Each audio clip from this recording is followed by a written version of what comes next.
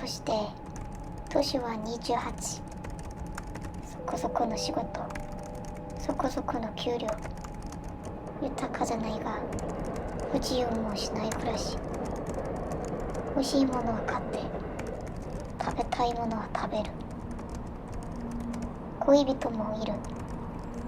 今年で年は32、そこそこの仕事、そこそこの給料、セックスは週に1度か2度。別にしたくはないけどしたくないわけでもない。全てがそうだ。やりたくない。でも他に思いつかない。生活の全てから興味が薄れていく。